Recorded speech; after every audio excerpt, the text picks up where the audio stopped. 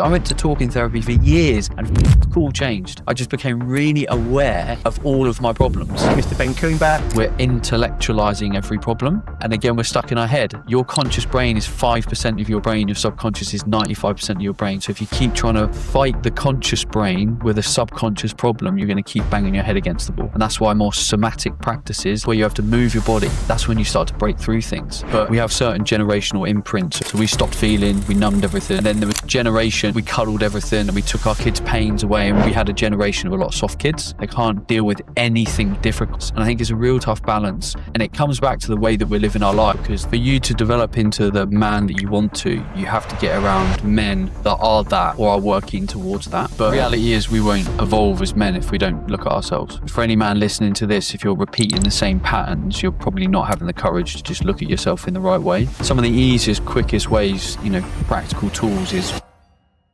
my daughter would have been like 2 years old. The thing that I found the most uncomfortable was unstructured play. We went through school and everything was like structured play, sport. Like you go here, you turn up with your kit, you do your thing. We're now going to do a drill, and everything had this routine and structure and purpose around it. Whereas a child wants none of that. They want complete randomness. Oh, my child's now got a flat balloon and they've turned it into a hat. You're then sat there like, what the f? We do. Like, no, the job is to play with the deflated balloon as a hat and turn it into a game. And that felt so uncomfortable to me. But that little moment was the exact moment that they need to create connection. You do you, mate. You get up at 4 o'clock. Johnny's called it shit. I'll see you in 4 hours. Right, we ready? Hello and welcome to the Men Behaving Honestly podcast. This is a podcast about having raw conversations that will most likely get uncomfortable at times, but they will always be honest. We are going to explore what it means to be a man today, which is a tricky topic, hence it becoming uncomfortable. But I'm not alone. Today I've got my co-host and we have a guest. My co-host is my follically challenged friend, James Shiby. How you doing, James? I'm doing well, mate. Yeah, thank you for bringing up some sort of trauma there from my younger years. Is it? But I'm all right now. I'll just say I'm all right with being bald. It's good. I've built a good relationship with my lack of hair. I think you look great. Thanks, mate. Yeah. That's his affirmation. There we go. That's all I needed. I just needed okay people just to tell me that I'm looking great. I'm also jealous because I like the idea of the ease of like, I'm bored, so you just sort of raise your head. I like the idea of that. Just go for it. Real low maintenance. Go for it, boys. I think I go to the hairdressers every 2 weeks. Mate, I worked out how much money I've saved over the years for being bald. It's thousands. I hope you've invested time. You've actually taken notice. Yeah, someone said to me, but you're okay, James. I'm all right. I don't need to justify it at all, but I've got this big old accountant sheet. So yes, my name's James. My name is James Shiby, and I am my good brown friend's co-host. But we are not just on our own. The other voice in the room is Mr. Ben Coomber, who is the founder of Awesome Supplements, men's performance coach, husband and father. Ben Coomber, thank you for coming on the podcast, mate. Thanks for having me. Awesome. Yeah. Pleasure to have you on board. Yeah. Mate, we've recently had a strong conversation and it was really insightful, and I'm grateful for what you shared. And today I just want to really continue that conversation, man, because you've got a lot of wisdom, brother. You brought the wisdom with you? Maybe. We'll see. Very non-committal, but that's fine. But we got some like when we had a conversation that was supposed to be 45 minutes and was an hour and 15, and I didn't ask any of the questions that I was supposed to ask. Nope. So basically, we're just going to do that again. James, do you want to start off? You got some questions? Yeah, I mean, I suppose I followed you for many years, Ben, and one thing I've seen is your growth, your development, your journey. And I suppose every man listening is in different stages of his journey. And one thing I've really picked up is when you're going through something difficult, you manage to kind of take a step forward despite the pain you're in. And I think that can be really hard when you're in it. And this podcast would be for men in different stages of their journey. And all of us in this room have had struggles in our lives, and we will have future struggles. But how do you, when you're in that place, when you're going through that hardship, you're going through that difficult period, have the kind of courage to, I suppose, do the work? And that's going to look different from man to man. It's a very open question. But I think it's something I pick up from you is courage, is honesty, and is the ability to be vulnerable. And I think that is really easy for me to sit here and talk about, really fucking difficult to do in real life. So I think the early days of fitness taught me that good things come from hard things. So you go into a gym. When I went to a gym when I was 18 and I was obese and overweight, I went to the gym and all the initial workouts are hard, right? You sweat, you cry, oh God. And then you're not getting anywhere. And then 6 weeks later, you're like, oh, actually, I've lost like half a stone here. I'm like feeling pretty good. And then you sort of reinforce that bit of your brain that a good thing came from a hard thing. So when I started to do deeper work on my stuff, when I became very depressed, I became very ill, I was in a dark place, I learned and saw that you have to go through the pain. You can't keep walking around it. And I think we've become very good societally, culturally, for all manner of reasons, of walking around our pain. Like, oh, just give it a little bit of time, it will get better. Like a bad thing's happen, give it a bit of time, it will kind of float away. Well, it kind of floats away, but it's not float away. It's just gone into the background. And then that boat that you've got trailing behind you keeps coming up to more now and again as this trigger comes in, bad weather comes in. And I just learned that through. And then I got to this point where I was like, I was gaining so much momentum in my own growth mentally and emotionally that I just kind of pushed harder and became very proactive, not reactive. And I did a panel yesterday at Performex, and we were trying to navigate this, navigate through the definitions of mental health and mental fitness. And mental health is your state. So right now, what is my state of mental health? Mental fitness is what I am doing to proactively push forward and deal with my state. And I think I've just become incredibly proactive. I had to be reactive because I got very ill. But then I was like, oh, there's real power here. So I'm going through. Yeah. You mentioned mental fitness there. What are some of the things that you have found useful for your mental fitness? Meditation, breath work, getting out in nature, silence, space, time, which is a real problem because there'll be so many men that will listen to this podcast and they're like, how do I do loads of what you might speak about today? I just don't have the time to do it.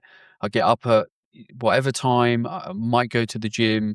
I've got work 9 hours of the day. I come home, I've got kids, I've got food. I'm like, I get like an hour to myself. So many people have like an hour to themselves.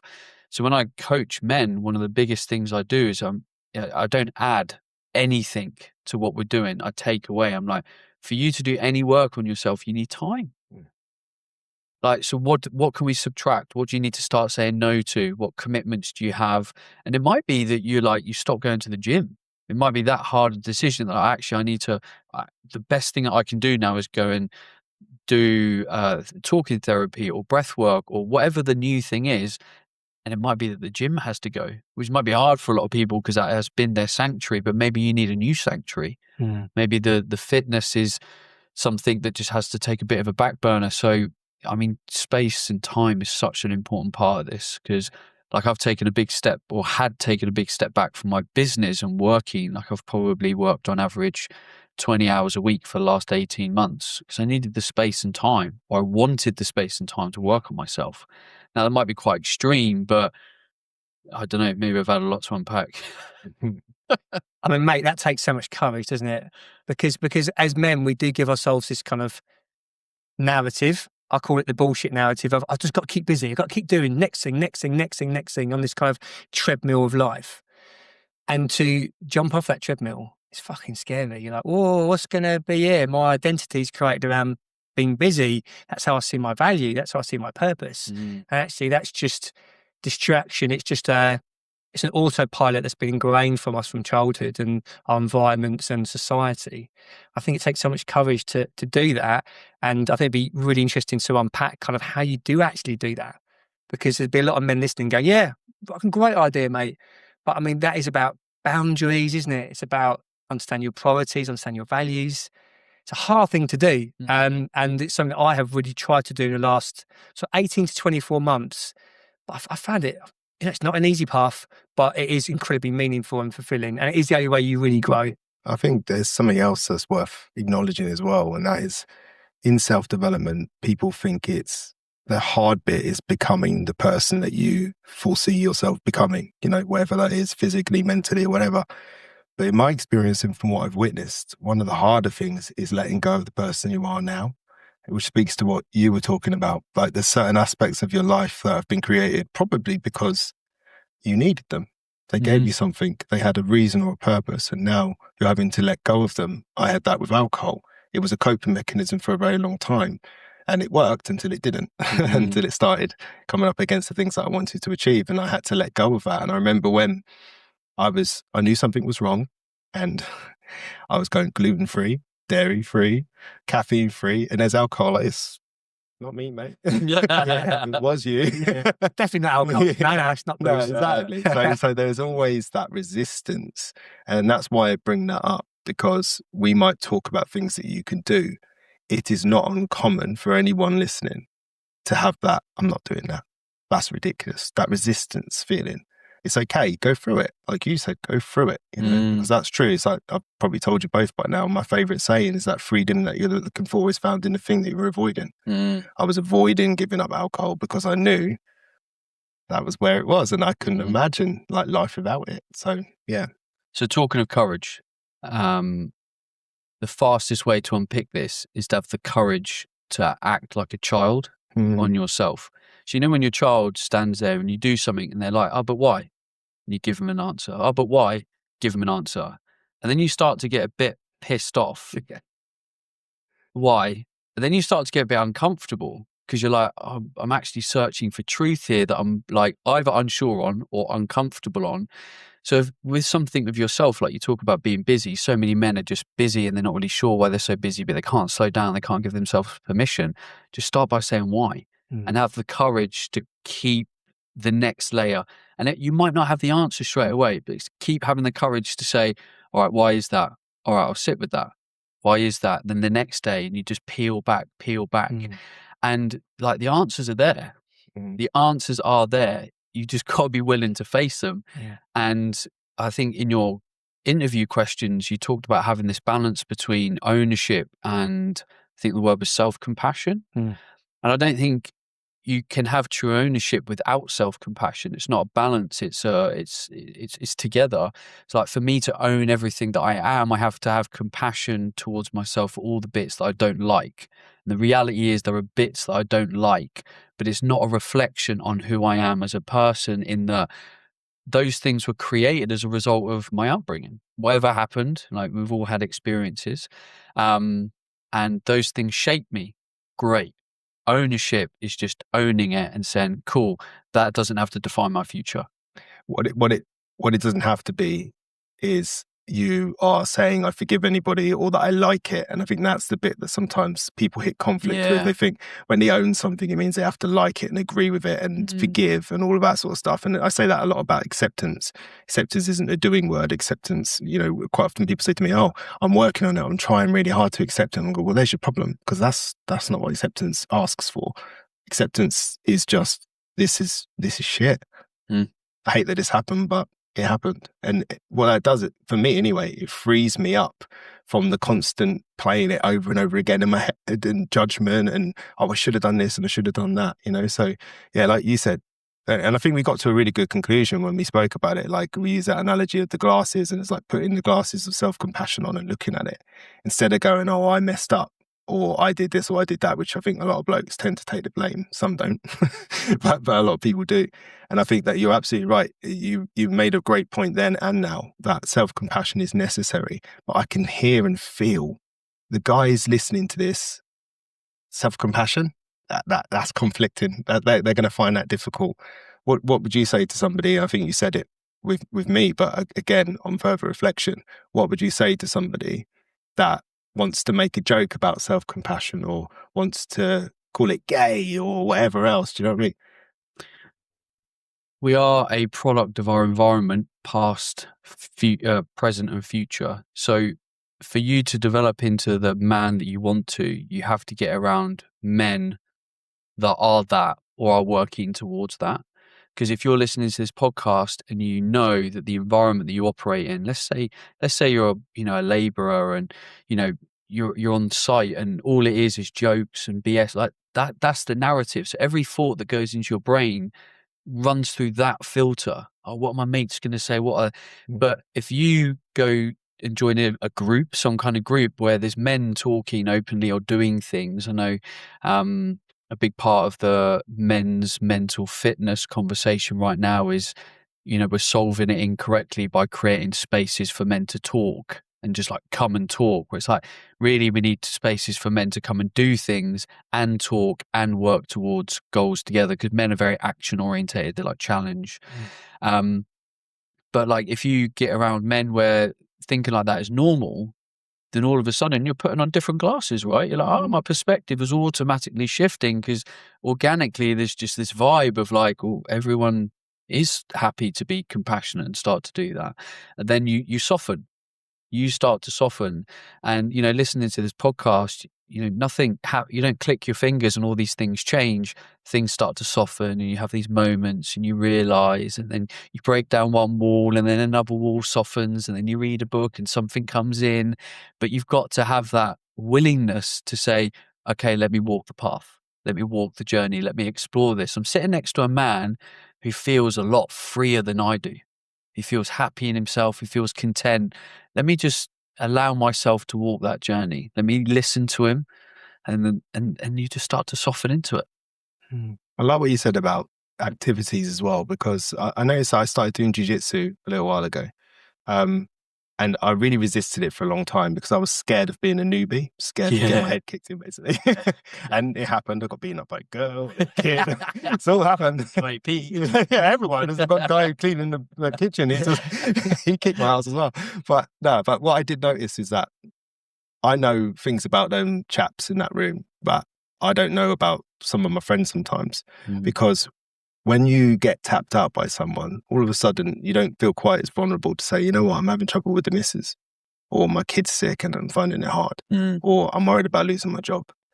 So I think there's something about not necessarily the jiu-jitsu environment, but maybe a team environment, a rugby team, a football team, or just lads getting together and doing something, clay pigeon shooting, pool team, darts, whatever, that creates this distraction from that intensity of sitting, say, in a circle like this. And that works for some people. Sitting there and having those conversations, people are in that frame of mind. But for the guy that's really struggling, he's amassed this lifetime of shame, and it's sitting on his shoulder all the time. And when he's talking to you, he's watching your eyes and he's making meaning out of the fact that you look left must mean you're thinking this or thinking that. They're not going to tell you what they need to tell you. They might even not know what they need to tell you. They've never been given the space to explore their own mind. Human beings explore their own mind through conversation, but they're not going to talk to themselves, right? So it's having that, like you said, exactly that, that activity to sort of not hide behind, but to do as well, One of the hardest things to break in self-development is like patterns. Yeah. Talk about habit formation, pattern breaking, that kind of stuff. Many people live their lives in that kind of traditional sense where you grow up in an environment, you go to school with the same sets of mates, you might have the same set of mates like all the way through school, then a load of them go to uni, you might go to uni with them, like maybe you stay there, everyone gets jobs. And what happens when you grow up through that, grow up in that way, is you learn really concrete patterns about who people are. So Johnny's like this, he does that, he thinks like that, he plays sport. You have a really strong identity in your friend group, and it makes it feel really uncomfortable to try and break that. So you have this internal tension of like, okay, I'm this person right now, but actually I don't want to be playing football. I want to play rugby. And it might be as simple as that. You want to swap sports. Be like, I'm really conflicted because all my mates play sport and they all say I'm a really good shooter. And then you're like, then you're stuck. Then you're trapped. And you talked about courage at the beginning of this podcast. One of the things I'm incredibly kind of grateful for looking back is I didn't grow up in that world, which 99% of people grow up in. I grew up in a world that was completely fragmented. So I moved every 18 months. I was a military kid. So every 18 months, I had a new set of friends, new school. I had to reset every 18 months. And then when I left school, I had like 2 friends. So I went to school, and in the local town, 2 of my friends from school lived there. So they were my only 2 friends. So I started again. But what that enabled is I didn't have any patterns that I had to resist against. I didn't have, my mate in my ear going, oh, why are you doing that? Why have you got that job? Are you coming to uni? You're doing this. So I'm sat there, I'm like, I can kind of do what I want. So yes, I had the courage to do it, but I also had the privilege, in a sense, that I was kind of on my own. Now, you could argue that I could have flipped and gone into myself and been like, oh, I don't know what to do. I'm flailing around. I've got no friends. What do I do? I saw it as an opportunity. And I was like, oh, I'm just going to make something of myself. I'm going to do what I want. And I think that's really hard. So this is where getting out of your current environment is absolutely fundamental. It's like, how many people change in an incredible way when they go to the right kind of gym? Right? You join a new BJJ gym and you're like, fuck, this is different lads, different vibe, different everything. And then you go for a beer or food or whatever with those, and now you've got a new friends group, but they think differently. And then all of a sudden you're developing in a totally new way. It's like, that's why I love CrossFit. Like, CrossFit came into the space, and one of the things CrossFit did well is they built new communities that were proper into health, fitness, like eating clean, whatever that means. Like, and all of a sudden you've got these super healthy communities that are all like buzzing together, and you just got this like new world because they took people out of their environment and go, maybe try this on.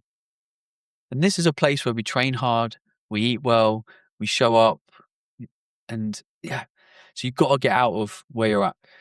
One of the things I think you really highlighted there was quite important is that battle that men and women have, humans have, between the authentic self and the conditioned self. And it's that, I think I used to use it as an example, especially when I was a trainer with women. It's that idea that at some point you was this young person who looked in the mirror and they looked at themselves with curiosity, and they touched the mirror and they kissed themselves and all that sort of stuff. And they were curious about, I'm a little human, just like these big humans. And that turned into, and just criticism and judgment about themselves. And I love what you said there about getting out of that environment, because I did that. I moved 300 miles away to Cornwall from Hertfordshire, because I was never strong enough to fight that resistance while I was there. But then I built the strength up, and now I go back and it's different. But it's such an important point, because this is a podcast where we're talking to men and we're saying, look at your environment. Ask yourself, what was your interest when you were a kid? What did you care about? What did you love? What did you aspire to be? Did you get there? And again, it's really tempting, right? You can go, I didn't because I'm this, because I'm that. No, just observe it. Just be without criticism, just observe it and see where it lies with you. I think that's important. There was a question that we were going to hit at the top one there. I realized we didn't. This is what we're doing. Can you share a relevant men's health statistic that shocked you and that you think every man should know? Well, I've got a couple. Oh, good. Mainly because we did a panel on this at an event yesterday, and I was like, well, I'll bring all the statistics that I wrote down. So I've got a handful. Man, I thought you was an oracle, but you've just, now I know you just bootleg. Chat GPT. Yeah. Give me a moment. Hang on. It shows here. So men continue to account for approximately 70% of all suicides in the UK, leading death of men under 50, which is a savage statistic. 43% of men report regularly feeling worried or low, a figure that has increased at double the rate of women over the last decade. They reckon 1 in 4 men that are 17 to 19 now have a probable mental health disorder. Only 36% of referrals to NHS talking therapies are for men, despite them making up half the population. 40% of men have never spoken to anyone about their mental health, often due to embarrassment or the pressure to stay strong. And nearly 40% of men stated they would only seek professional help if they were experiencing thoughts of suicide or self-harm. That's pretty brutal. That's actually giving me goosebumps. James, what goes through your mind, mate, when you hear that? Well, it makes me think a lot of men feel like stuck. They're not really sure like what to do, where to go. So the conversation we had at this event the other day is, what do like initiatives look like for men? And fitness became a big part of the conversation. I think it's really important. I think fitness is a great outlet. A man gets a lot of satisfaction from having a strong body, it builds confidence, but it doesn't necessarily deal with problems. Like I would say you become someone that copes a hell of a lot better with life when you're physically fit, you're getting in your body, you're getting out of your head. But if you've got stuff that holds you back from your past with whatever happened with family, upbringing, whatever, the fitness doesn't cure that. It makes you someone that handles it a lot better. So for me, the initiatives need to go beyond fitness. Fitness is a gateway. It's an anchor. And we should all move. 100, however many years ago, we would have been out hunting for our food and we would have been naturally physical, but many of us are naturally not physical now because of the landscape of life. So that for me is it's like a prerequisite of life. You just have to move. You have to stress your body. You have to build your body and keep it resilient. But then you need ways to kind of process. So we were talking about walking groups for men, getting outside, just walking talks and stuff. I'm a huge fan of breath work. It's been absolutely transformational for me. It's training that I'm doing at the moment to incorporate into my men's work. I think talking is great. It's fundamental. But I think men need to talk and need to challenge. They need to challenge themselves. And I was thinking a lot on the train yesterday. I was trying to make sense in my head, and maybe you can help me with it. It's like how a female will approach looking after their mental health and how a man would. And I can only really talk from my perspective. And if I look at my wife, for example, how she would look at it. And I feel that women like to talk and realize through kind of shared storytelling. And there's a real big compassion and empathy element to it. But then men seem to like to talk a bit, be challenged quite directly, and then need time to consolidate. So I don't know about you, but we might have a bit of a conversation and I'm like, oh, let me think about that. And it's almost like I want to go for a walk for 20 minutes and just unpack that on my own.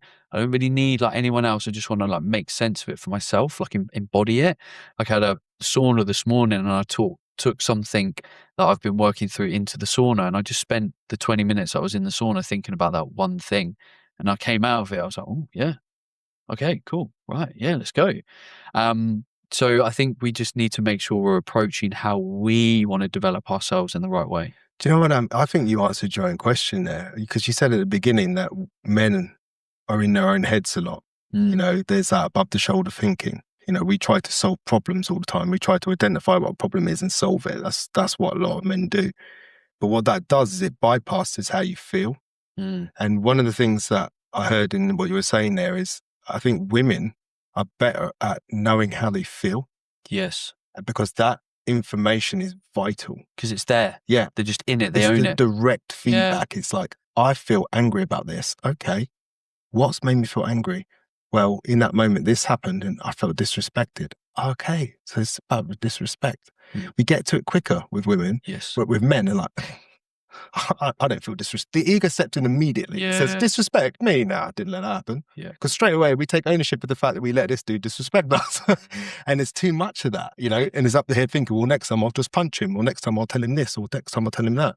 And it's solving the problem instead of really embodying how we actually feel about a situation. Traditionally, men, in my experience of working with them and being one, nightmare at admitting how we feel about something. Yeah. That's what I think. Yeah. What do you think, James? Well, I think we all have this conditioned response to want to make ourselves feel safe. And I think for me, I did really grow up in a military setting for 7 years, and we did not talk about our feelings. Fuck that. You can talk about being angry, and that's your lot.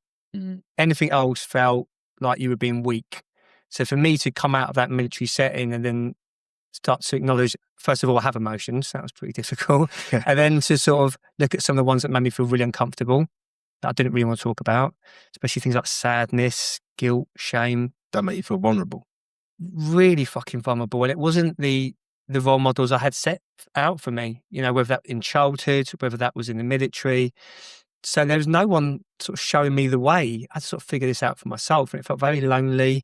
I thought, am I just being fucking weak here? Do I just need to suck it up and just crack on? Stop thinking about how you feel, James, and just conscious, just one step forward, two steps back, one step forward, two steps back.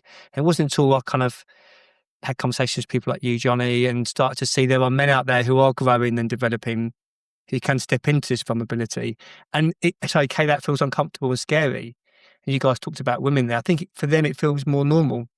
less scary. It's more allowed. Yeah, and I suppose that where I get frustrated with the kind of talk around for men at the moment is kind of, just need to go and talk, lads.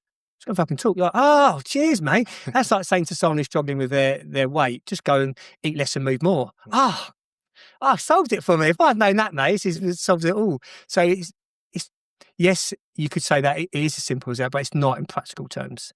It's something that I've really struggled with, just being honest and open with how I feel. And it's cost me relationships. It's cost me direction. It's held me back at times. So yeah, it's scary. So if you think about environment, like even the thought of like talking. So, if I think about my wife, I'm like, if she's got something that she feels or, she wants to share, she'll ring me or ring a friend. It's just like an impulse. Yeah. But if you're in an environment where if you rung a mate and you're like, mate, I'm feeling really angry today. If your mate's reaction is, and just crack on, just get on with it. Actually, you don't have anyone to talk to. Yeah. So it's like, we're told to talk, but then everyone that comes into my head of like who I can talk to would just tell me that I'm being a bell end or whatever. Yeah. So actually, if I did have a supportive network, would that feel less of a problem for a man? Because it's actually like, well, I've got Johnny I can phone. I've got all these people I can phone. So perhaps environment is part of the problem, because if a man can't talk to anyone, then he will feel that is not a solution. And that feels very lonely, very isolated. We know a lot of men when they're struggling, and I've done it at times, where like, I just need to just be on my own. And part and parcel, so part of that is good, to be comfortable in your own space and do some of your own work. But part of growing and developing and supporting yourself is talking, isn't it? It's having the right people in your life. We know that helps us be more resilient. It helps us be more robust. It helps us manage our own shit better if we can talk about it. But that is not easy. I think you've hit the nail on the head. It's that ability to be able to have those messy conversations first, those imperfect conversations with those imperfect words. Have you, and what you pointed out, Ben, about how it's received, there's a reel going around where it's framed as a joke, but it's quite poignant as to what it actually comes of it. You ring your mate and you just say, I'm just off to bed. I just wanted to say goodnight. And the guy on the phone is like, are you okay? It's like, and they start, and they're laughing, and they're like, I just, you're someone that's really important to me. I just wanted to say goodnight. And they're like, you can tell they almost feel like they need to defend themselves. They don't know what to do. They're like, I don't know what to say. And it's like, I can see the banter in that, but I can also see like that reaction says to me that if I don't have the language, like for example, if I asked you to speak Spanish to me, I say this a lot. Can you speak Spanish? No. So if no matter how much I ask you to speak Spanish, how much I want you to speak Spanish, you can't do it. And I think that's a lot of the case with men. We don't have the language, and it comes across clumsy and messy, sometimes offensive, lots of swearing, don't know what we're talking about. And we don't want to feel stupid. And we've also got this guy who's waiting to mug us off when we start talking because they feel uncomfortable too. So it's just a shit show. You don't know how to receive it. I don't know how to say it. So where do we go with that? And I think that between the two of you there, that's the point that I pulled out, is that we don't know how to receive it. We don't know how to say it. So how do we have these conversations? Like you say, it's infuriating. Just talk. Right. Great. How? Yeah. And who to? Because I spoke to this guy and he told me to shut up. Yeah. Or he bought me a pint. Or he just projected all of his shit. Yeah. All you need to do is this and this. You're like, not really listening. Yeah. You think about how many times a man's tried to speak to their partner and it's just blown up, because that's the way it's kind of always gone. And because the language is not there, the man's then got frustrated. So I'm going to defend, and then I'm going to push harder, and I'm just going to push my view. And then it all just kind of blows up. Yeah. And I've hardly had any arguments with my wife. We've been together a long time. I've hardly had any arguments. We're going to need some tips on that. How have you managed that, mate? Stop the podcast. Put a pin in that. We're coming back to that. And I think through just like learning, now, in me saying that, it didn't mean that I was like particularly better in the conversation. So when I used to talk a lot with my wife, and I now think I'm fairly good, I would literally sit there in silence and I wouldn't know what to say. But I knew that was better than getting angry. and pushing and defending. And I can remember like handfuls of times where we've had emotional conversations and she's like talking to me and she's emotional and I'm there just like cold, blank. I've got nothing. And it's the language thing. I didn't have the language to be like, oh, this is what I really feel. And then there was parts of it like, if I say how I really feel, will I become rejected? Because if I showed strong emotions when I was younger, I was rejected. So that's a pattern that I had to try and deal with.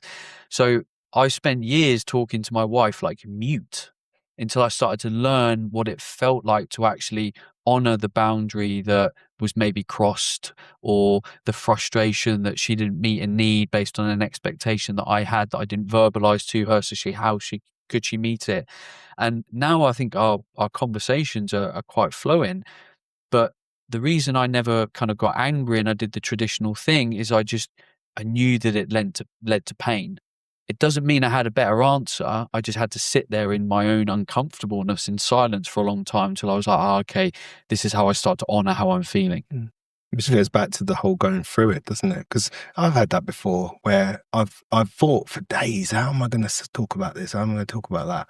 And then, you know, back when I was a drinker, for some bizarre reason, I think Friday night, 11 o'clock, just had a couple of glasses of wine. Now's the time. It's like, it's not though, is it, Johnny? And then I'm a bit lubed up. Let's go. Here we go. Let's talk about that. Yeah. And then before you know it, we're arguing about the argument. Yeah. We're not even talking about what I was talking about anymore because I've said something. And instead of saying, you know, when you did that thing, it made me feel like this, I said, you made me feel like this. Well, hang on a minute. You that's partly your responsibility. But instead, I was very finger pointy, you know, and as we know from the pack model, you know, is that parent, adult, child. If I act like a parent, I force you to be a child. If I act like a child, I force you to be a parent. We're trying to have that adult to adult conversation. I wasn't capable of that. And you throw alcohol in the mix and God knows what it looks like, you know. So I think we stumbled upon something really important, that language, that communication, that emotional translation, keeping an eye out for them emotional landmines, because there are times when humans step on a landmine and people go, calm down when you get animated and angry and passionate, whatever you want to call it. That's not the time to regain control. No. You're activated now. It's game over. What you say and do now is just carnage. The best thing you could possibly do is maybe walk away, you know, and even that will be wrong, you know? So how do we navigate? How do we find that language? Because you're right. In principle, men need to talk. Someone needs to listen. Someone needs to hold that. We're all coaches. We all know how to hold space, but it took training, right? Maybe there was a bit of natural ability, but I don't know about you. When I did my counselor training, learning to listen shocked me. I didn't realize how many times I wanted to interrupt somebody when they were talking, or how I got excited about something I wanted to tell them. I had to really I had to observe that and go, shit, I talk too much. I interrupt too much. I like to force my opinion on people. I need to stop doing that and learn to listen. But guys aren't going to go and do that training. So what's the solution? Well, hopefully listening to this podcast, a man can go, okay, there's a load of men here talking about the fact that talking is important and that I need to at least start the conversation. So let me just have the courage to do that and be vulnerable. So I want to take a side step. In the coaching journey, when I coach men, there's a question I ask them that they're ready for them. And it's a really difficult question for nearly every man I've ever asked it of. And I say, how well does your partner really know you? And all of them are like, whoa, oh, fuck. Oh, and when we really like boil it down, like 60%, they know me. I'm like, cool. What's the 40% that you're not telling her? Because that's the bit that if you want a deeply loving, powerful, rich relationship, you need to let her see. And that 40% is probably a lot of the unlock that you need as a man.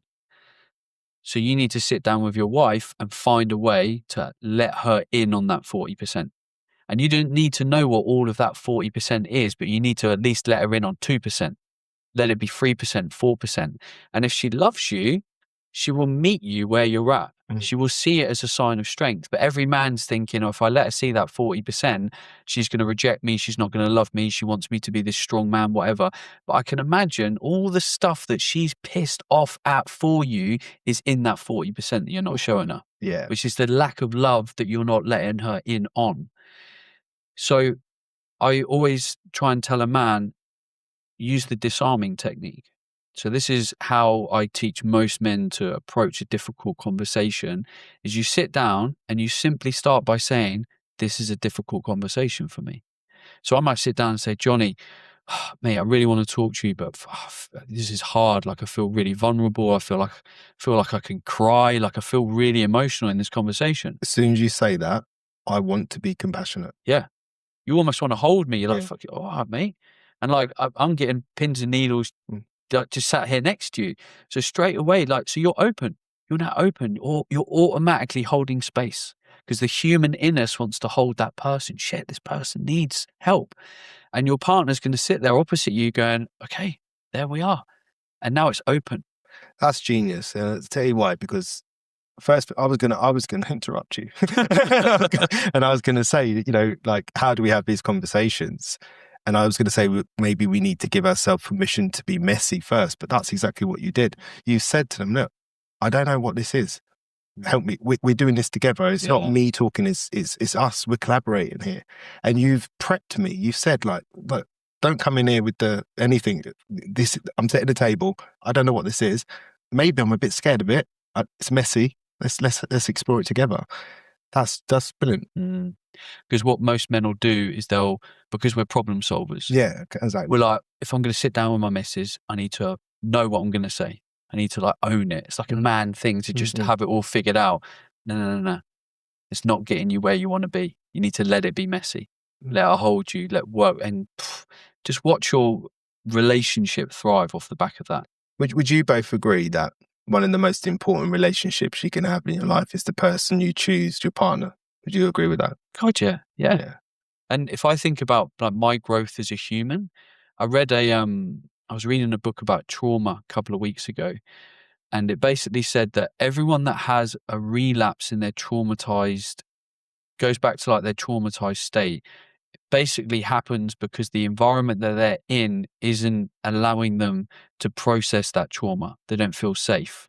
So if I think about all the work that I've done on myself over the last couple of years, I feel so grateful for my wife because she's been a stable, safe space. She's given me that opportunity to like grow as a man, which I'm very grateful for. So if you're a man that hasn't even started to open up, but you want to develop, you have to open up to develop because you need to feel safe to develop. One can't be done without the other. And that's why environment is important, because if you're in an environment where you can't talk to your mates, you're not really talking to, then you are stuck. Yeah. Because your environment doesn't allow you to grow. And that's also, you know, when we project the version of ourselves that we want to attract women, you know, we want to act or be a certain way.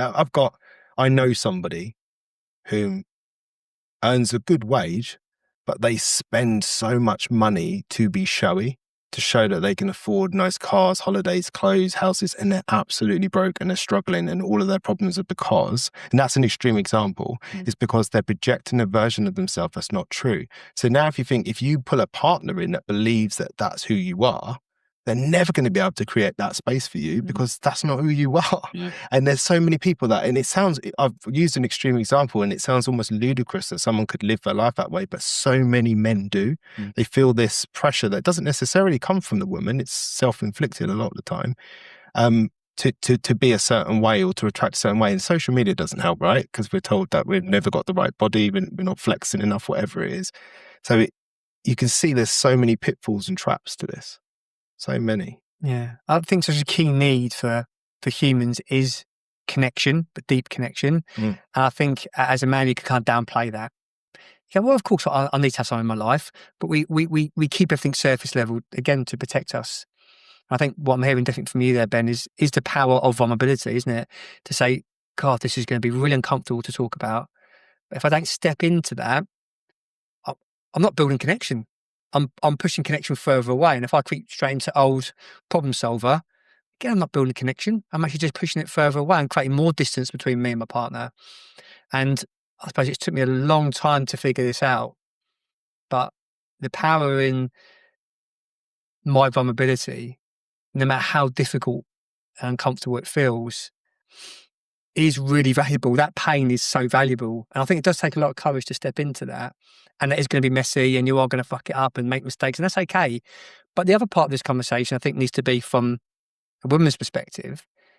It takes a strong woman as well to create that space and be strong enough to take a man's emotions, because they might not have necessarily been brought up with that as well. I think it's another part of this conversation is there's two people in this relationship.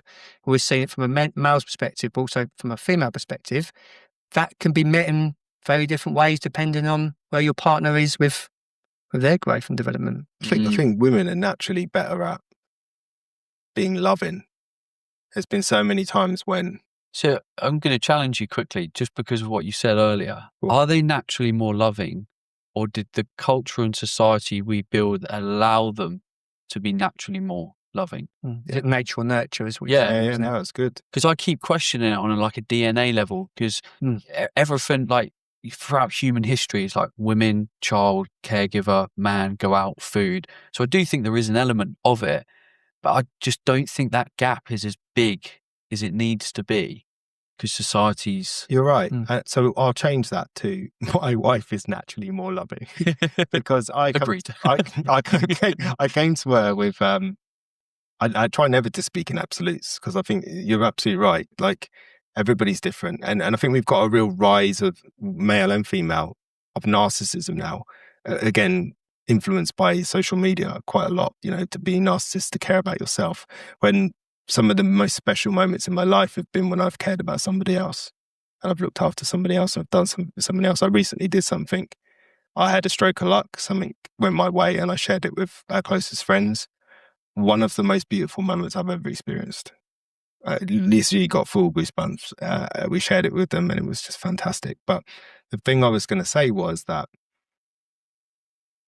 sometimes in the past, my wife's come to me with problems and straight away, I've wanted to solve the problem. And I've practiced now asking her at the beginning, do you need me to listen or do you want to look for solutions? I need you to listen. Got it. And she wants to cry and swear, because here's the thing that we learn as coaches. We do not have the answers for other people's lives, but they do. And what my wife does now is when I come to her stressing about something, she gives me a cuddle. And I there's still a part of me that hates that. It's like, oh, cuddle, what's about you? But it's the right answer, man. She gives me that cuddle and we both laugh because she knows how I feel and I know how I feel. And then she goes, you all right now? I say, yeah, I'm good. Thank you, darling. And I go off and I get some thought, because it just disarms me. Takes away that anxiety. There's something about that connection, that physical connection with someone you love, that's helpful. Now you swing that round to blokes. And I've had that with my brother recently. He's had some hard stuff happen in his life. He'd recently had twins and it was tough. There was a lot of problems in the beginning. And I gave him a bro hug, man. And I felt him soften in that moment.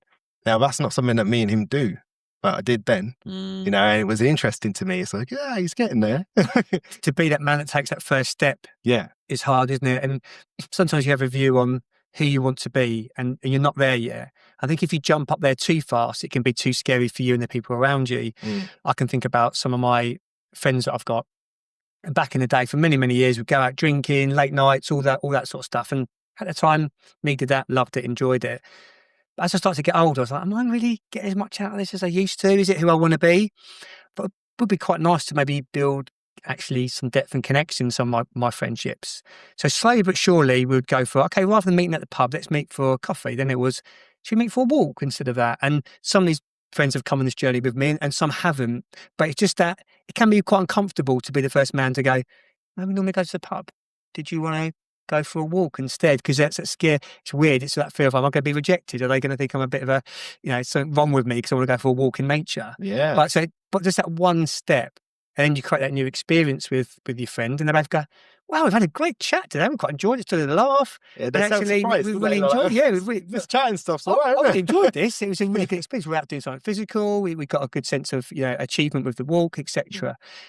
But it's just, how do I just take that one step I've got an idea of the direction I want to go in, but it is going to be uncomfortable. If it's not comfortable, I suppose you're not really growing. Well, it's part of what when I gave up alcohol, although it wasn't a thing that changed everything, it was part of it.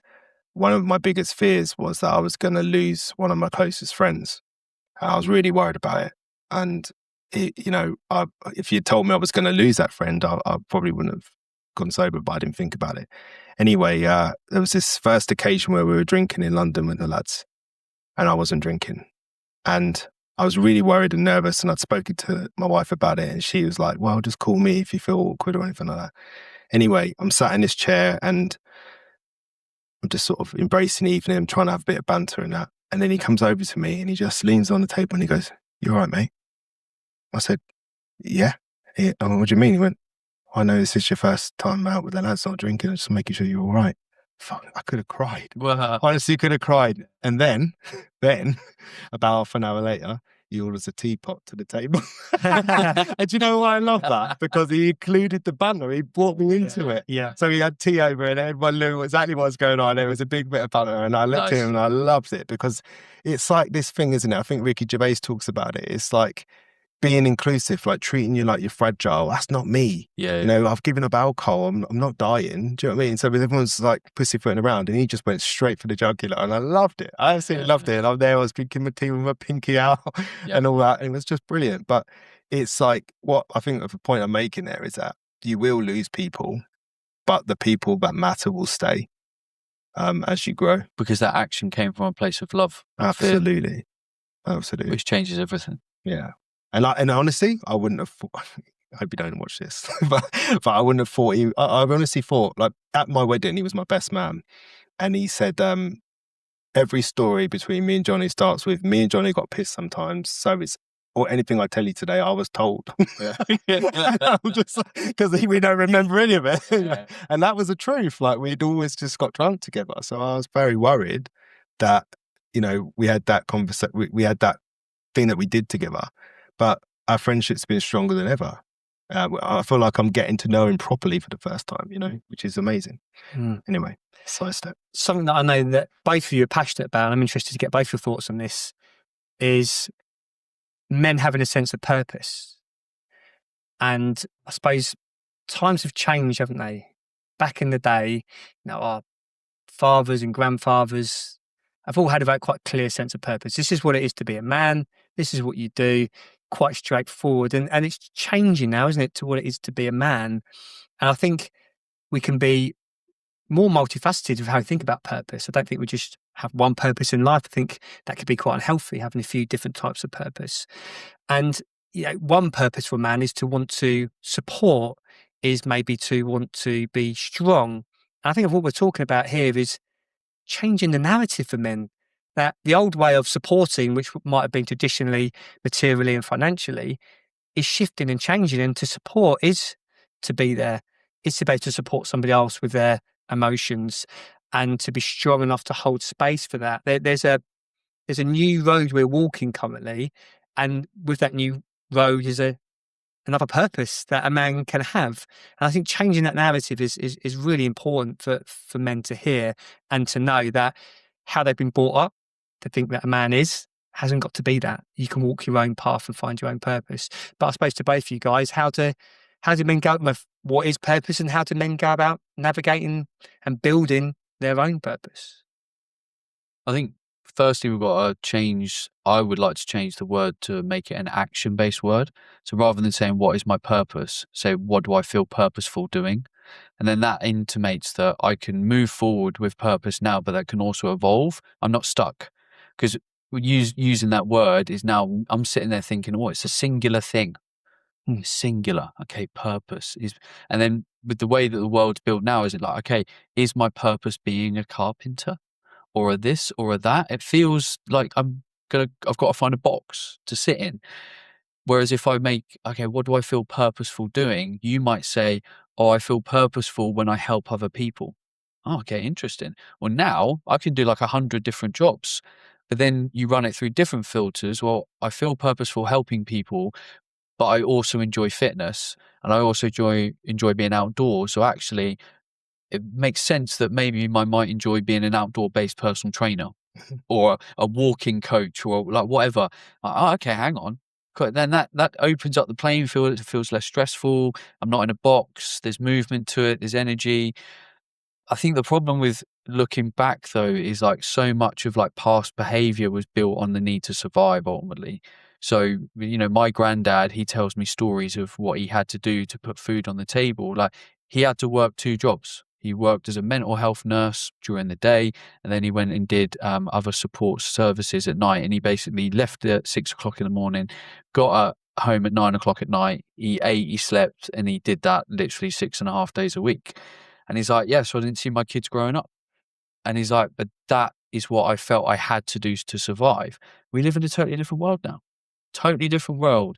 And, we're all, for the most part, got roofs over our head, water running out the tap. We can walk 2 minutes down the road and get our dinner. Like everything's there. So purpose feels so different now because the options are not survival. We are in an age where we are allowed to thrive. But the question is are we going to allow ourselves to thrive? Will we give ourselves permission?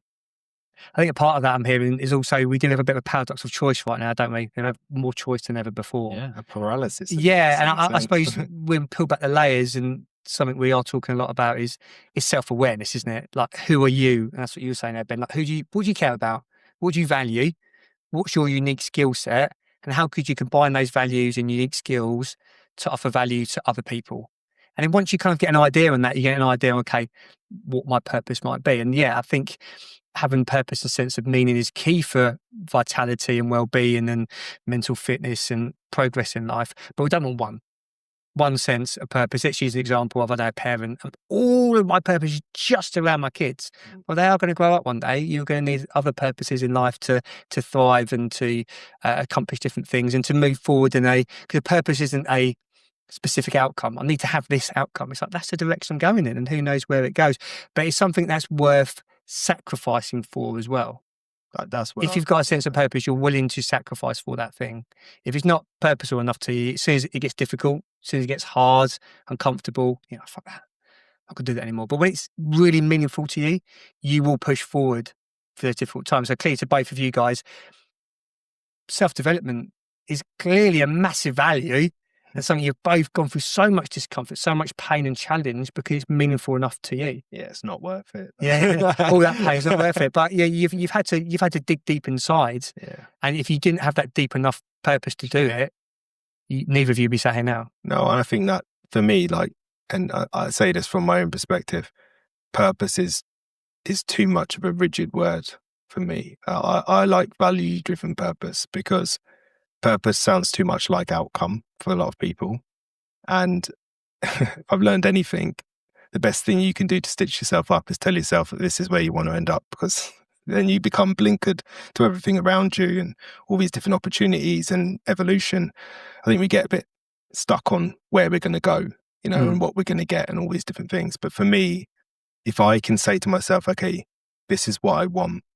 What do I need to be? Who do I need to be? What identity do I need to adopt? What values do I need to live every day in order to get there? Consistency, determination, honor, courage. No matter what happens, as long as I do those things, I've achieved my purpose each time. Because when you get to the outcome, the purpose, the goal, whatever it is, there's no ending. Because you then just re-employ those same traits. I don't see purpose as an outcome. No, well, nor do I. But I think if we're being honest, most people, is it fair to say that? It's very common, I believe, that people will think of purpose as outcome. What's your purpose? My purpose is to become rich. My purpose is to become successful. Then that'd be a goal. Yeah, and they confuse it with goal. That's not what we mean. But if we were to sit here and define it, it would be quite tricky. I think Ben's, and the combination of what you both said, it defines it quite well, but not definitively. And I think that's why I talk about values. It's about, for me, adopting certain traits as values that create my purpose, so that I can then employ that same thing to the next thing, to the next thing, to the next thing. Because otherwise, like you say, you get to the outcome and there's this feeling of loss. You'll never meet a more depressed woman than 2 weeks after her wedding day and she's been on a honeymoon because she's been focused on this purpose, this outcome for a really long time, and now it's gone. And it's the sense of loss that comes with that. So for me, right or wrong, I think it's about value-driven purpose. My values, understanding who I need to be on an identity level towards my purpose. Don't know if that makes sense or whether it's just a mad run into me. Well, this is a great thing about these discussions is Well, you explore back in the sauce again, and exploring ideas, isn't it? And this is what these conversations are great for. Exploring ideas, exploring perspectives. I think what I'm trying to get out of it is for the man listening, how they begin to move in a meaningful direction, a purposeful direction, rather than a specific outcome. Because I think if we look for specific outcomes, we're often going to be disappointed. But more like, that's the path I want to move in based upon what I know about myself. And it's that self-awareness again of, well, who am I? Who is James? What are James's strengths? What are James's values? So I think a lot of men really struggle with that. Yeah. So everything, like when we coach, we apply frames or perspectives, and we take people through processes, and we almost like try things on. I'm like, okay, how does that feel? Oh, no, okay, we'll try a different thing. So with what you just said, I agree with it, and I want to agree with it fully. But then on the other side, what we can do is search and not find. So you might sit there and go, okay, who is James? And you're like, okay, now I'm angry. Now I'm angry that I can't find the solution. So now I run away from it again, and I don't, because it feels untangible. So instead, why don't we just pick away what's not true? So instead of trying to find something, just say, okay, I know that frustrates me, or I know that that's not a good part of my life. Let me just peel it away. And I find clarity emerges when you remove noise. So all the men that I coach, I'm just like, let's just get everything in your life that's noisy, is busy. Same with your work, like your to-do list. Like if you want clarity in your work, strip away all the noise, take away all the fluff. And then all of a sudden the path just starts to open enough to go, okay, cool. There it is. There's the path. And then you can ask the bigger questions because you're out of that kind of noisiness. You know, I think I owe you money because when we were talking on the podcast, I think I said on the podcast, my father had recently died.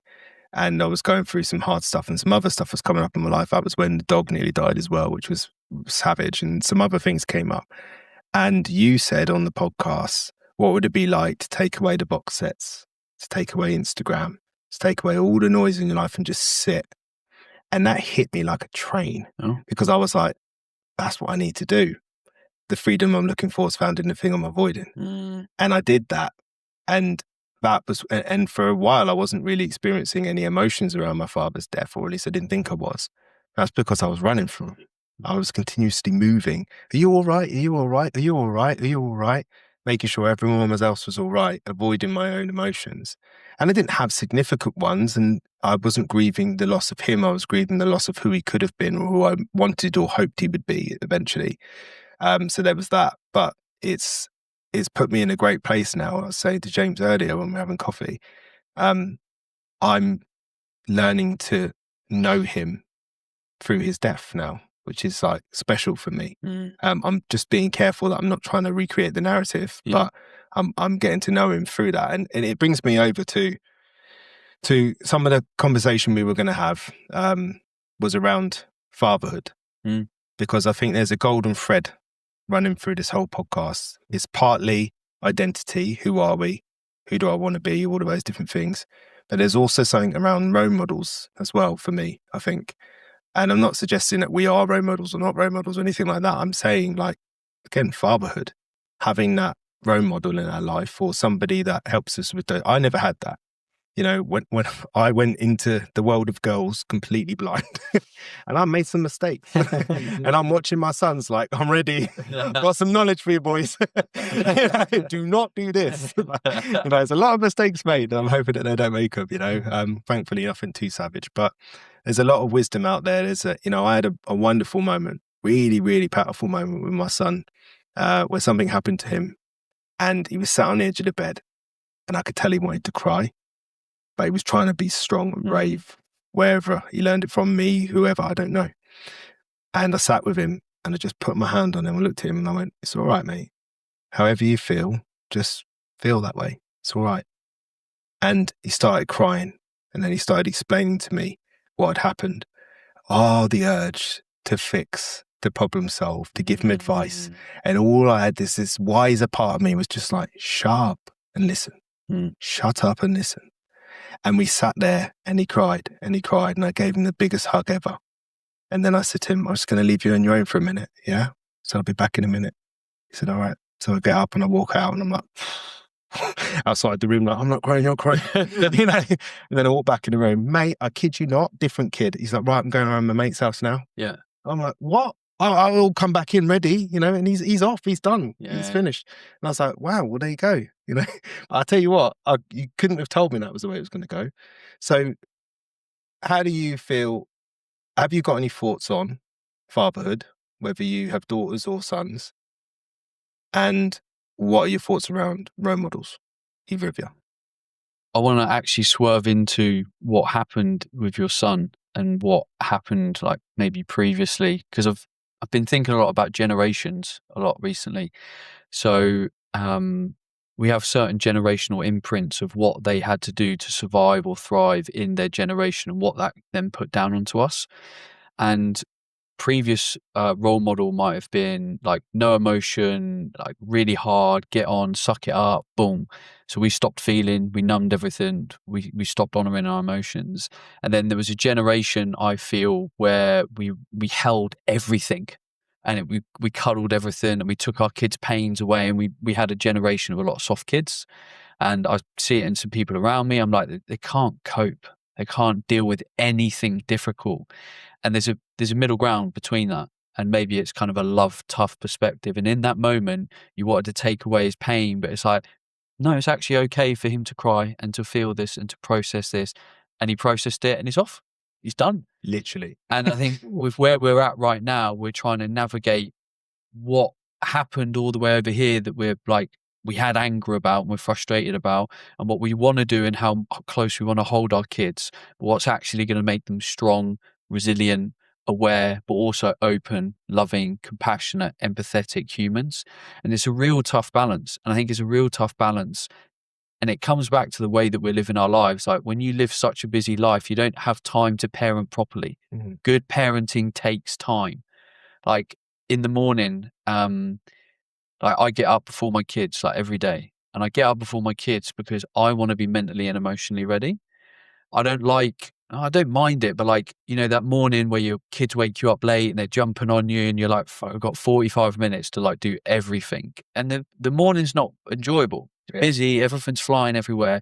But that morning that I get up at 5:30 and have 45 minutes to myself, have a coffee, go out my garden, the ground, and then I'm like, I've already made their breakfast, and then they run downstairs. Big hug, we have a play, they might watch a bit of telly, and then the morning's just fluid and enjoyable. There's time for a life lesson, there's time to run around and do something, there's time to walk the dog for 50 minutes, there's time to do it and be and live. But if we don't have that time, everything's reactive and we're on autopilot and the behaviour patterns are kicking in. And time's such an important component of this because we just don't allow ourselves the space to create different, to create change. You stumbled upon, I was saying again to James this morning, like going back to my father, I realised that his belief system was something called the Yoruba. And it's been fascinating for me to find how much I resonate with it, which is, and what I'm getting to is ancestrally, we are probably the product of our fathers and their fathers and their fathers and their fathers. And there was this beautiful thing I read within the Yoruba writings, and it says that the first generation suffers, the second generation survives, and then the third generation makes meaning of what it all means. And I don't know what that means as such. It's very new to me, and it's something that's very much on the surface of my mind, hence me talking about it. But I think that that's where we are as a generation. We're making meaning of our fathers and their fathers, you know, the suffering. My dad was surviving the suffering of his dad. Yeah. And now I'm making meaning of what it means because I'm able to. You know, we're all very aware men here, you know, and what we're trying to do is put that over to the people that they can do that too, you know, and how helpful it is. So I don't know, I might have just taken the conversation somewhere completely different. But I don't think you are, mate. I think you're both talking about the kind of impact and the power of kind of intergenerational stuff. Mm. You know, like I always say, like my parents were born like 9 years after the war. They're post-war generation. Their mindset was suck it up, let's crack on. I've got time to fuck about feelings. Mm. And as you were sharing your story, you made me think about a story with my daughter last year.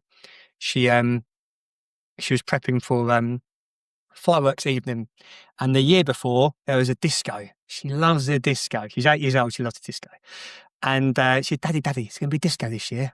So I made the assumption, yeah, same place. Of course there's going to be, baby. There's going to be a disco. So she's got her outfit on. I'm doing a bit of dad dancing. We're practicing. We're both getting all excited for it. And we get to the fireworks. There's no disco. And she was, she was 7 at the time. As a 7-year-old, you were just absolutely devastated. You're gutted. Your whole evening was about this disco. And she looked at me, she said, Daddy, is there a disco? I was like, baby, I don't think there is. And she was going around speaking to the adults. So there definitely isn't a disco. And I could feel these emotions come up in me. Like, first of all, I felt a bit angry. There wasn't a disco. And next thing, I could feel this real intense disappointment and sadness, not just for me, but even more so for my daughter. And then the next impulse was, I think I need to get rid of this. There's loads of fun things out the back here. There's loads of candy floss. There's loads of games. Just go and do that. Don't need to be upset about it, baby. We can fix this instantly. And just as you're talking there, you made me think about something that I'm really mindful of was it's okay to feel. So we just sat down side by side and I said, baby, it's okay that you're upset. And I'm upset actually. And I'm really disappointed with you. We just sat in that disappointment maybe for a minute. And then we got up and actually I gave her permission to feel that emotion. And then we had a beautiful rest of the evening rather than being swallowed by it. I think we were almost scared to feel because if I make room for that disappointment, then it's just going to swallow me up. I'm going to fuse with it. And actually, if you step into it and have the ability to hold that space for yourself and for your loved one, it's quite the opposite. So that 1 minute that you've just spoken about there is the magic that I think has been lost in parenting. Yeah. Which has created the disconnection between parent and child. Yeah. So that moment on its own creates that bond over time of like, whatever you feel, whatever you are, whatever you're experiencing, I see you. Yeah. And I see all that you feel and I share it. Whereas if you just get rid of it, you're just moving through life again. That connection gets lost. But that disconnection that happens when a child's 15 and angry at their parents happened through 1,000 of those little moments. True. Where we had an option to create connection or disconnection, and we chose disconnection. Yeah. We didn't realise we were choosing that. Yeah. Because like an automatic behaviour, wasn't it? I think this is such a key point that you made earlier, Ben, which was this builds resilience. That we need to be resilient in the world. No, you're not helping your children by not helping them build resilience. And that is an emotional resilience building skill, isn't it? To sit with something uncomfortable and difficult and then to not be sort of over-consumed by it. That's what it's the same way resilience is built, through the presence of pain. You can't build resilience in the gym. You don't go and push yourself and go through some pain. I'll just stand over here and watch you guys do it. I'm not going to get in there and do the work. You've got to go in. Now I know what I'm going wrong. That's where you're fucking up, Johnny. You've got to go in there and you've got to have a bit of pain and discomfort. It's how we build strength and build resilience. And in this case, what you're talking about also, the most beautiful thing is it's how you build connection. And it's a challenge here, and I'm sure you guys can relate to this, is when you go for this journey, as anyone, I was going to say as a man, but as a woman, I'm sure as well. First and foremost, you feel yourself starting to judge your parents. And then you come to a place of, well, they were just doing the best with what they knew at the time based upon their upbringing, as I said, a post-war generation, really. And then it's, okay, well, now I'm able to have compassion for them, and they were just doing the best with what they knew at the time. And I think about my previous mistakes I would have made as father, and I will go on and make. I have plenty of blind spots, and trying my best to have compassion for that. That actually, really, I was just doing the best with the skills and the tools and the knowledge and the awareness that I had at the time. Yeah. The two most powerful self-development journeys I think there is being a parent and building a business. They're the things that expose you. I'd agree. Yeah, the most. I fully agree. And it makes me think of when I was a dad, and I think my daughter would have been like 18, probably about 2 years old. The thing that I found the most uncomfortable was unstructured play. Right? We went through school and everything was like structured play, sport. Right? You go here, you turn up with your kit, you do your thing. We're now going to do a drill, and you might have enjoyed it, you might have not. And everything just like had this routine and structure and purpose around it. Whereas a child wants none of that. They want complete randomness. Oh, my child's now got a flat balloon and they've turned it into a hat, and you're then sat there like, what the fuck are we doing? Like, no, the job is to play with the deflated balloon as a hat and turn it into a game. And that felt so uncomfortable to me. But that little moment was the exact moment that they need to create connection, bond, to feel close to me. Whereas for us, like as men, it would be very easy to lean away from that. Oh, this is a bit like, I'm going to go in the kitchen and like wash the dishes, do something meaningful and purposeful, do something, and leave my child sat there playing on their own with the deflated balloon because I can't engage in open and free flowing play. That makes me think of this image I saw on Instagram the other day. It really hit me.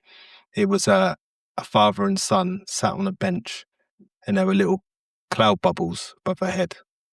The dad was thinking about money, cars, success, all up in this bubble. And the kid just was thinking about sitting on the bench with his dad. And I was like, oh, it's just that it was a good image. It's just that reminder to be present with kids. It's not, in theory, it's not that hard. You know, my son he's well, both my sons, they're once I get them out of their heads and get them off the telly and tablets and all that sort of stuff, it's very simple. Like, they just want to spend time together. We go on a walk and we laugh at what the dog's doing, and you know, the fact that I slipped over as I was running down this hill, so I thought I'd be a kid a little while ago running down this muddy hill. I mean, why I didn't see the slip and fall coming, I don't know. But they thought it was hilarious. And it was one of them where I didn't want to laugh at the time because I was covered in mud, but I had to because it was just brilliant, you know. And it's like you say, like, life happens, man, and that's life right there. Of course I was going to slip and fall. Obviously my wife got it on video. It's hilarious. It's not. The key word that jumped out at me there, Johnny, is got to be presence. And going back to what Ben's passionate about, and I've got a lot more into recently, is breath work and meditation as well, and how that helps you build presence. Because I think of a presence as mindfulness, and that can be trained. And actually our modern world is doing quite the opposite, isn't it? More we're distracted, we just get better at being distracted. So to step into a place of, right, I'm going to clear everything away. And I wanted to really test myself with this. A couple of years ago, I went on a silent retreat. But like, fuck it, I'm going on a retreat. I know, you wouldn't believe it, man. I managed to shut up for 48 hours. And that was a hard bit. But actually, did they video it? yeah. I was shaking by the end, having like a fit. Get me out of it. Actually, I was the most calm I've ever been after that. Literally, like, I'm not always known for my calmness behind the wheel, but there's people pulling out in front of me. I was like, yeah, whatever, it's fine. You just do you. So I was very calm. But the point being is to be in pure silence for a couple of days was a beautiful, incredible experience. And it did allow me to make some space for some of those difficult things I had thought I had processed, but I hadn't, because when silence was there, I could feel some of these uncomfortable emotions kind of come up. So sort of a year before that, I'd gone through a divorce, and anyone who's gone through a divorce will know how painful that is for so many reasons. It took me a long time to really sort of process the loss, the grief, all the things that were involved with that divorce. And going on that retreat, that was not the full package of me healing and uncovering things, but it gave me an opportunity by just going, fuck it, everything's gone. Now you hand your mobile phone in, all you get is a book, you go on mindful walks, you do a lot of meditation, you do a lot of yoga. And it was a beautiful experience. And the weird thing was, at the end, I felt quite connected to the people in the group, even though we hadn't spoke. Energy. The energy, Ben. It was such a incredible experience. And now I just try and replicate that in like many ways. So my girlfriend's got a very busy, high stressful, fast paced job. She's kind of on that autopilot for like 2 decades. And when we started to get together, I was like, look, I do see the value in trying to slow down at times. She was like, yeah, I can get that intellectually. So now when we sat down, we actually go through the experience together of, right, the phone's going away. We don't need the TV on. Let's just be. And at first that was really uncomfortable for me and for her, but now we're getting better at just being. No noise, no distraction, no phones. And now to be honest with you, I really love it. Just sitting there, hasn't got to be with her, even with my daughter, just being present, being engaged in this current moment. It's an incredible experience, and I think you guys are nodding your heads there in connection with it as well. Yeah, no, I totally agree. It's hard to achieve. It's surprisingly hard to achieve.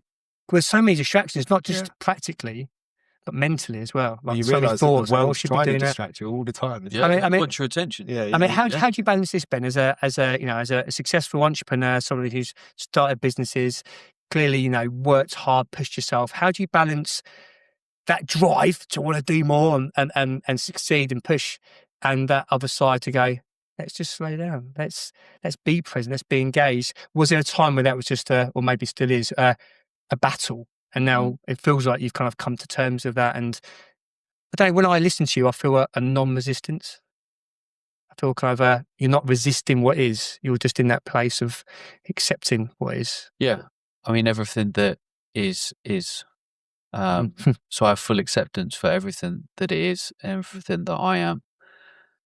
So I have an agreement with myself of when I am ambitious and goal driven and purposeful. And then I have an agreement with myself when I am loving and open and playful. So if I leave at 8 o'clock in the morning to go to my office, which is 2 miles from my house, and I'm there for 6 hours, at that time, I am purposeful, driven, goal orientated, all of those things. But when I get in my car to go home, I'm now driving home to be open, loving, fun, playful, all the things that my family home needs. So I put on a different hat. And for a man, I will often use the door frame analogy. Whatever door frame you go in, who you turning up as in this moment. Love that. It doesn't mean you change character. It means you express different character traits that should already be within you. So when I walk through my door frame at home, I'm here to be loving, open, playful, connecting. I leave it all behind. I do the people in the next room a disservice by carrying my work through that door. They don't deserve that. And I can't change anything with work being in the home environment thinking about it. I'm just, and as a parent, and this literally doesn't fail. Whenever a man gets frustrated at their kids, I always say to him, what were you thinking about? And they always say that they were thinking about work or a thing, like something they had to do. I'm like, that's why you got angry, because the child took you away from what you felt in your head you should have been doing or thinking about, and you just snapped. It wasn't their fault. It was because you weren't present. So the challenge is how can you be present? And for so many people, it's just a case of when you walk in your door at home, the phone goes fucking in a drawer. You know what? That's probably the best explanation for. See, I don't like the word or the notion of work-life balance, because for me, balance means things are the same. Two things that are balanced on a scale, they weigh the same, right? And I don't think that can be achieved, or it probably shouldn't be achieved. You can't have work and home life the same all the time. That doesn't make sense. So for me, a word I prefer is harmony. And what that takes into consideration is that fluctuation that you're talking about. That, okay, right now, work's getting 100% of me. And just like the phone is off at home for work, vice versa, right, babe, you're not going to hear from me for a couple of hours. I'm recording a podcast, or I'm doing this, or I'm doing some stuff where I need to focus, blah, blah, blah. And vice versa with work and home life, So I love that through the door frame. That's a really great analogy. I may steal it. Do it. I probably stole it from someone else. We're all just thieves here. All thieves. No idea it's original. Another thing I want to empower a man with is, so I'm a huge fan of extreme experiments. You like going alcohol free. I went alcohol free for 2 years. I started drinking wine about 3 or 4 months ago, reintroduced it. And I was just like, I just miss a glass of red wine. That's it. So I started to drink a bit. And because I had such a long abstinence, I was really aware of how it kind of felt and the reward I got for it. What I've learned is now a very disconnected, open relationship with alcohol. Really simple thing. But with like the phone thing, it's like, be extreme at first. So be the guy that can walk in the door and put the phone on the wall and totally disconnect. But there will be a point where you have the mental fluidity to be able to totally go into one thing and come out the other thing because you're not attached to it. And that's really the secret of all of this work. It's becoming non-attached to everything that you do, because it is just what it is. It's not a reflection on your character, who you are as a person. So I can look at a work email and be like, oh, cool, yeah, dealt with that. Put the phone down. Now my attention's on my kids or whatever. But that's a skill that you have to master, because you have to become unattached to both tasks, be able to become fluid in it. Before that, even, I think that I would have said to you but I don't have any issues with my phone. Like, nah, it's not important to me because mentally it isn't. Like, my phone's not important to me. I don't know where it is half the time. But what was really interesting was I started having it with me while I was watching TV or something or doing something else. So I put it away. And I had to acknowledge there were moments where it felt like my phone was calling me and telling me, oh, you know, go and check Instagram, go and read your emails, go and see this. And I was like, wow. Yeah. Wow. I would have told you that. Nah, that's not. And I hate even admitting that because I don't want that to be true, but it is. You know, so there is, like you say, sometimes we have to become aware of those attachments because they're pulling us away. And I love your example there of like, you know, what was you doing? You know, what was you looking at? What was you thinking about? Because that's exactly it. And I'm aware of time.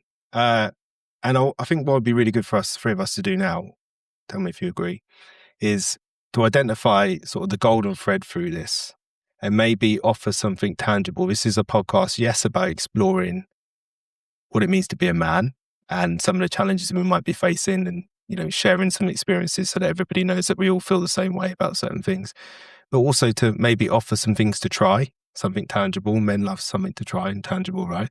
So the questions are like, what's the golden thread here? And what can we offer the listeners, watchers, whatever you want to call it, to move forward with? Well, I think there's so much from today. I'm just trying to think what would jump out at me. Two things I'm getting a feeling about is connection and relationships and self-awareness and the link in the two. I suppose our relationships do tell us a lot about ourselves. So often with our relationships, we're quite kind of external, like, okay, well, what's your shit? And you tell me what's wrong with you. We'll sort it out. And like, our default isn't often to look at ourselves, but there's a lot we can learn about ourselves through our relationships, through the friction we have, how we kind of co-regulate together. So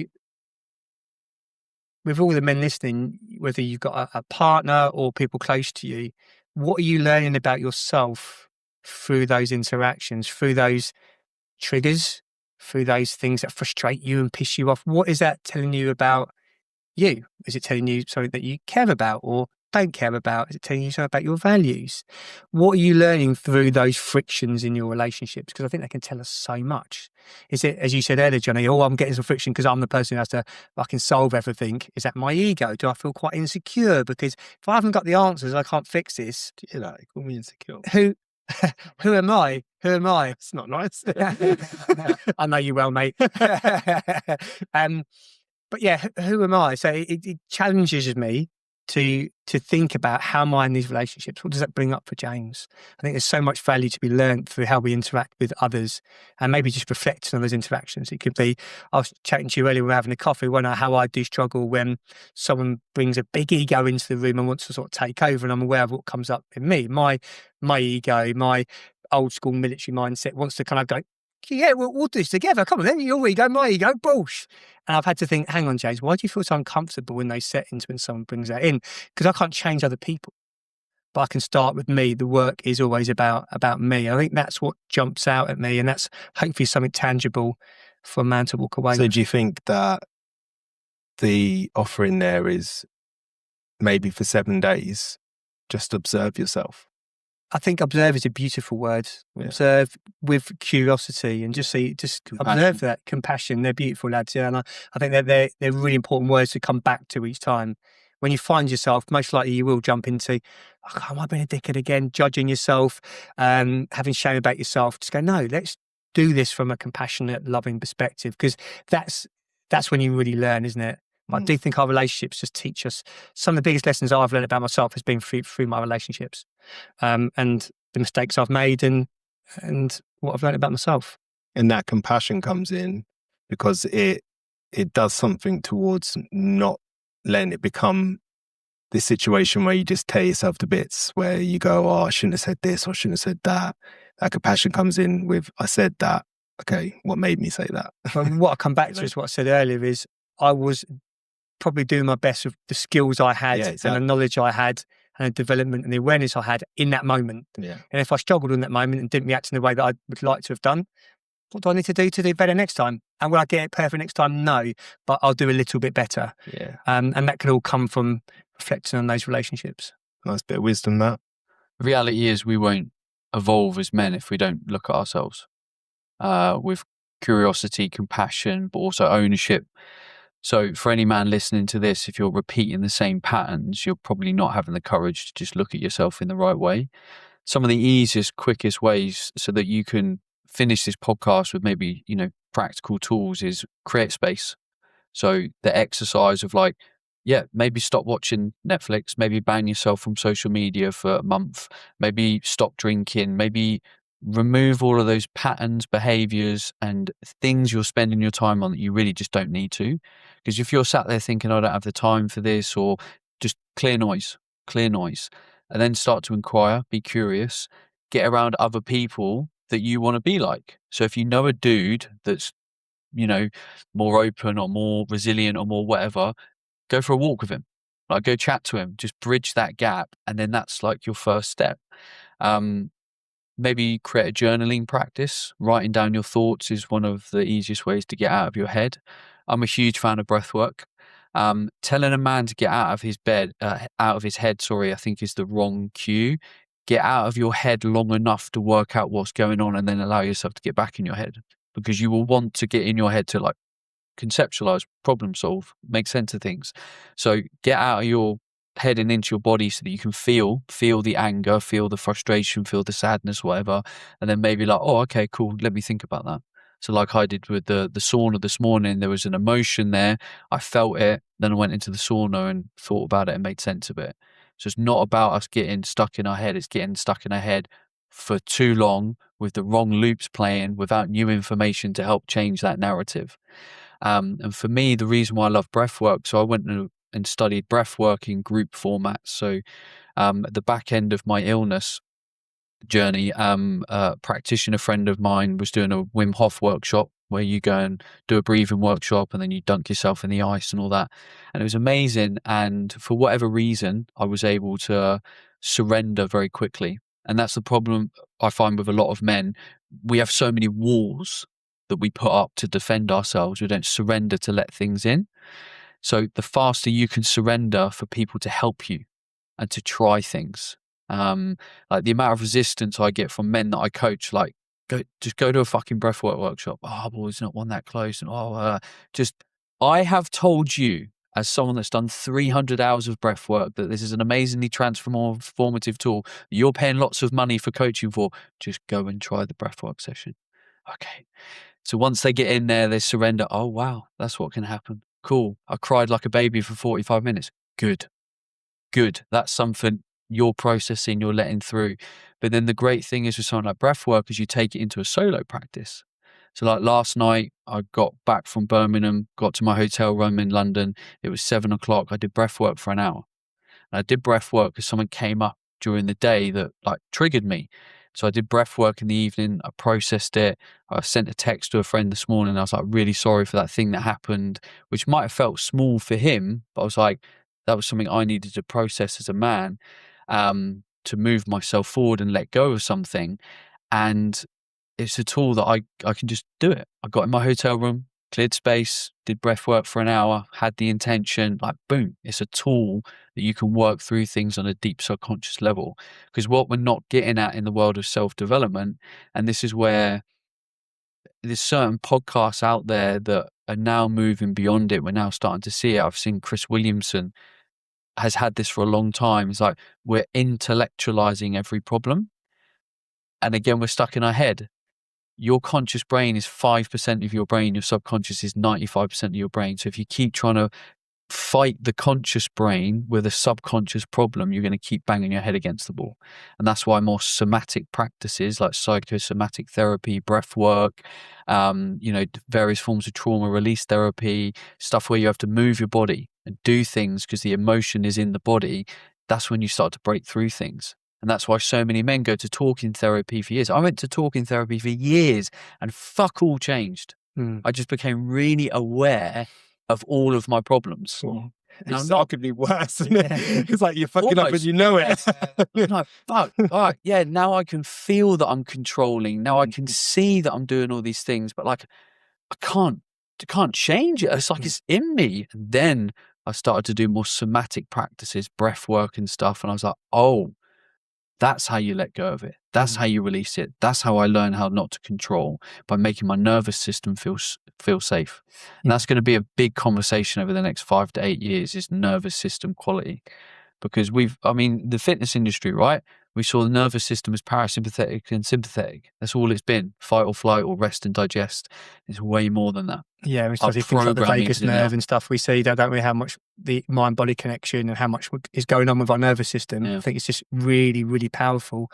Mate, that's just such a good point, isn't it? Around kind of getting men to not just intellectualize everything. And when I coach men, it's the default. And I creep into it as a coach, I creep into it as a man all the time. I'm thinking, fuck, I am just intellectualizing everything. I'm not really going through the experiential learning. And I think that's really what I'm hearing from you, Ben, is that kind of the experience is the uncomfortable bit. All the intellectualization, I can't say it properly. No, you can't. Mate, I've got vodka in there, haven't I? But ultimately, that is still, I'm staying away from it. If I just talk about it over here, I'm not really stepping into it. It's comfortable just to speak about it, speak about psychology and theories and what's going right or wrong, but stepping into it. This is where I'm at right now. Feeling a little bit like you see me, Ben, to be fair. Last couple of times we spoke, because I found something recently. I started doing EMDR. And what I realized was, when I was a kid, I wasn't allowed to have emotions. But having the right emotion in the right moment was what keeps most people safe. So what I learned to do was mimic emotions. I became a master, an expert at observing emotions and mimicking them and performing them in order to stay safe. You fast forward through life, I get to the death of my father, and I'm all right. And I actually mean I am all right. Everything's fine. I'm handling everything all right. And then a couple of Fridays back, I end up in A&E because I was having heart flutters and tightening in the chest, and my blood pressure had shot up. And what I learned was exactly what you just said. Up here, I had it all intellectualized and everything was where it needed to be. Somatically, chaos. But because I hadn't learned to have emotions, only mimic them, I didn't know. So through EMDR, I had this beautiful moment, which I didn't intend to share, but it feels appropriate. I scattered my father's ashes the other day. And in my head, it was an action. Go ahead, sprinkle the ashes, get on with my day. But through EMDR, I've learned about something called bilateral stimulation, which is like tapping. And I wasn't aware of it. So after we scattered the ashes, my family started walking away. I said, I'm just going to have a minute. And I stood there in front of this memorial tree where the ashes had been scattered. And I closed my eyes, and I've been encouraged through EMDR to, what do I hear? I can hear a wind chime. I can hear the wind. What can I see? I can see this tree. What can I smell? I can smell this cut grass smell. And I was bringing all them senses in. And then I closed my eyes and I tapped 10 times on each leg, and then opened my eyes again. And what it felt like to me was like taking an emotional snapshot of how I felt. And what it's doing is it's helping me recognize, okay, I know these emotions. I can recognize them so clearly and so obviously in other people. As part of the reason why I'm so good at my job, emotionally translating how people feel with them, like getting them to understand so that they can work with those emotions. And it brings me right on to the thing that I've taken from this conversation is the importance of recognizing how you feel. The emotions that you are experiencing, the real emotions, and then we can get caught up in the primary and secondary. So we are feeling, we're feeling angry, but actually we're not feeling angry. We're feeling inadequate. So we have anger instead because inadequate feels too sensitive to have. So it's really about understanding those emotions of how we feel, recognizing how we feel and sitting with that. So for me today, what I've taken from today is trying to, our best, to be two things. One, recognize the emotions that we're experiencing. And two, let it be messy. Let the conversation be messy. It doesn't have to be perfect. Don't worry about all that. Just say the thing and you'll get there. If I'm talking to you and I say this thing, do you mean that, John, or do you mean this? And we have a bit of playfulness with it because I used to be such a prick to myself. I used to, I got that wrong. And I used to be so horrible to myself. Now I go, I did that thing again. Okay. Still got to work on it, you know? Mm. And that's all right, because that emotion came up and you thought, and we know as in self-development, as soon as we think we fix something, good luck with that. Because you're about to find out it's not fixed, because they're about to raise the, that final boss is coming. Yeah. So that's what I took from it anyway. Yeah. Because the goal is truth.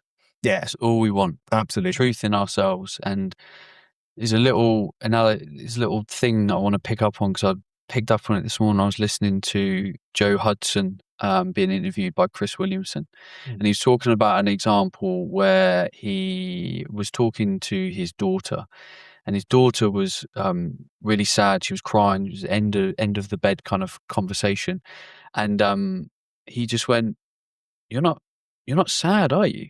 You're angry." She went, "Yeah, I'm pissed off." "Oh, why are you pissed off?" He explained. And then she goes, "So why are you sad?" And he said, "Oh, because when I'm sad, people sit down and listen to me, but when I'm angry, you push me away." And I was like, fuck. Yeah. I was like, how so much of our childhood and how we're seeing people, we're not even looking at the wrong emotion.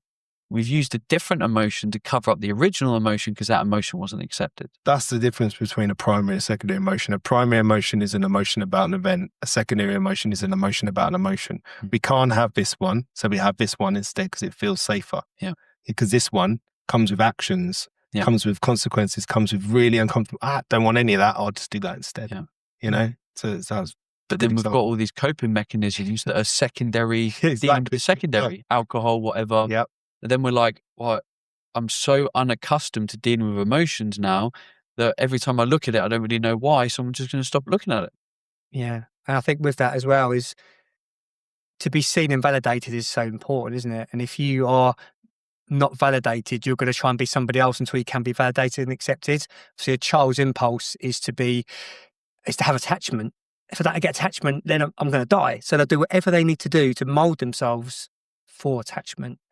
And if we can create a new narrative, we can create a new experience where it's okay to feel, and I can validate that and I can accept that with others. But to do that for others, first got to do it with us. And I realised actually it's all of my shit was stopping me making room for other people's emotions because I can't handle Johnny's sadness if I haven't dealt with my own sadness and can't make room for my own sadness. So I suppose to go back to what you're both saying here today is the work starts with us, but it's incredibly valuable and meaningful work because it builds a better life, better connection, and a more fulfilling life.